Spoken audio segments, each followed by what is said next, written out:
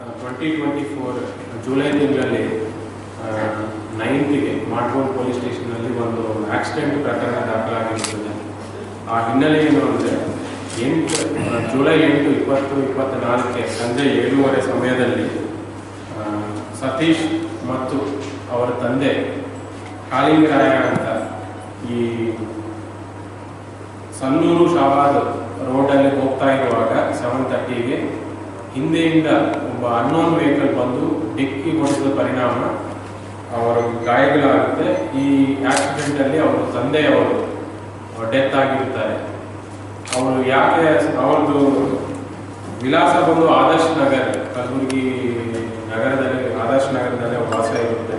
But ಅವರು ಒಬ್ಬರ ಕಡೆ ಸಾಲ ಪಡೆಯಬೇಕು ಅಂತ ಸನ್ನೂರು ಕ್ರಾಸಿಂದ ಶಾಬಾದ್ ಕಡೆ ಹೋಗ್ತಿರುವಾಗ ಬೆಂಗಳೂರು ಕ್ರಾಸ್ ಕಡೆ ಆಕ್ಸಿಡೆಂಟ್ ಆಗುತ್ತೆ ಕಮಾನ್ ಕಡೆ. ಈ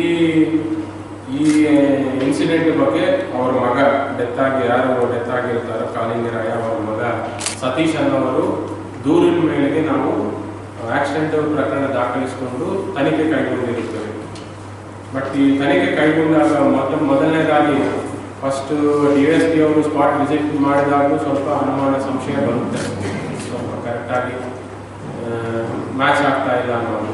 ಅದೇ ರೀತಿಯಿಂದಲೂ ಫಿರ್ಯಾದಿದಾರರಿಗೆ ತನಿಖಾಧಿಕಾರಿಗಳು ಕೆಲವೊಂದು ಕ್ವಶನ್ಸ್ ಕೇಳಿದಾಗ ಅವ್ರ ಕಡೆಯೂ ಸರಿಯಾಗಿ ಉತ್ತರ ಬರಲಿಲ್ಲ. ಅಂದರೆ ತಾವು ಸಾಲ ಪಡೆಯಲಿಕ್ಕೆ ಎಲ್ಲಿಗೆ ಹೋಗ್ತಿದ್ದೀರಾ, ಯಾರ ಕಡೆಗೆ ಹೋಗ್ತಿದ್ದೀರಾ ಅನ್ನೋದು ಕೇಳಿದಾಗ ಅವ್ರ ಕಡೆಯಿಂದ ನಮಗೆ ಸ್ಪಷ್ಟವಾದಂಥ ಮಾಹಿತಿ ಬಂದಿರುವುದಿಲ್ಲ. ಆ್ಯಂಡ್